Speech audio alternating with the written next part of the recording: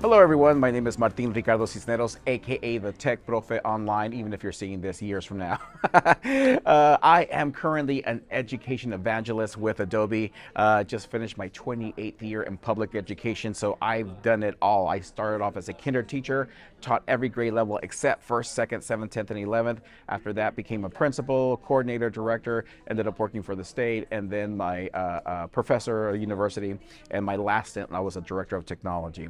And I am here today because I want to talk about opportunity and creativity, right? We're living in a time where, when I was a kid, most of my friends already knew what they wanted to be, whether it was a doctor, whether it was a ball player, physician, whatever it was. And those jobs were already created, right? So there was a path to there.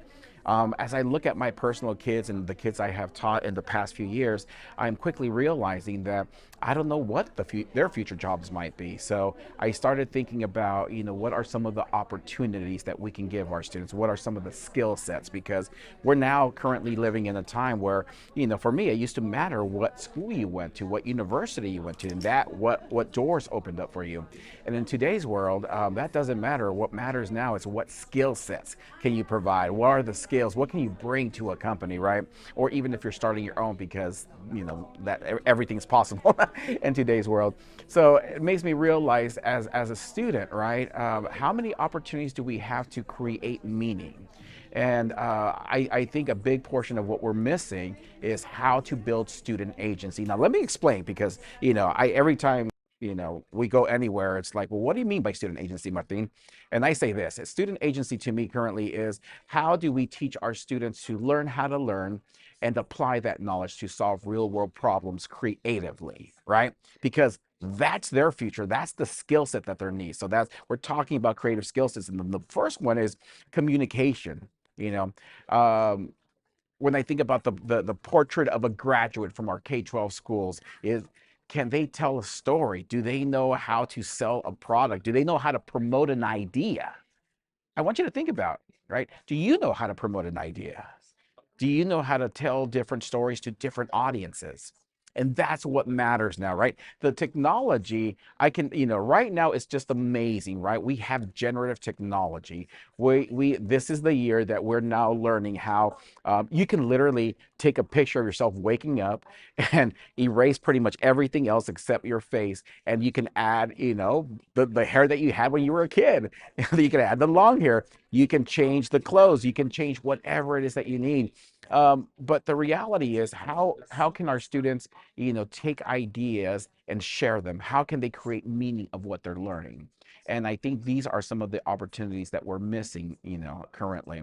So I think about the late Sir Ken Robinson, right? And how he used to describe how we kill or kick out creativity in schools. And for me, it has always been the opposite: is how do I provide an environment where genius can happen for all students, and obsession for teachers. So it's one of the reasons when people say, Martin, it's 28 years, like what do you expect us to do? And I go, the reality, it's not the gadgets that we have, it's not the apps. I know, we're doing this at ISTE on 2023, and there's a ton of stuff if you walk around about the latest and greatest. But the reality is, how do we give opportunities for our students to make meaning of their world, right? How do we give them the opportunity for them to showcase their voice and choice of how to tell you? I grew up in a time where the only way that they used to do testing was by writing, and I was a horrible writer. Right? I used to, when my teachers would say, "Hey, Martin, I need you to write a 2-3 page summary," I just knew it's like, oh, I can't watch TV, right? And mind you, I grew up in a time where there were only 3 channels. Not like there is today. So for me, it's like it's giving the students the opportunity to show you what they know in different formats. And like I said, in current time, we have a variety. There's a ton of stuff. So allow our students to show you what they know in different formats, whether it's writing, whether it's video, whether it's audio, whether it's taking photos. This is a great way of learning from a variety of different stuff.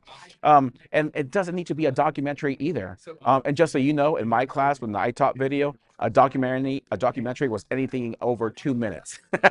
And the reason why is because when I first started teaching, we used to have these things called computer labs, ladies and gentlemen. This, like I said, I'm an old guy right now. I started teaching in the late 1900s. So we used to have these things called computer labs. And I remember I used to think, oh, I can't wait for my students to get into the lab and create these wonderful presentations. And then the principal is going to come on Friday and it's going to be amazing. And you know what happened, ladies and gentlemen? My students took 50 minutes out of those 55 minutes to figure out what font they were going to use. But that was just the beginning, right? It's just because they didn't know the technology. In today's world, they can do animation now. They can create videos. They can create pictures of just thinking about it, right? So I want you to think about what are the possibilities for your students. So with that, Martin Cisneros, thank you. And can't wait to see what your students do in the classroom.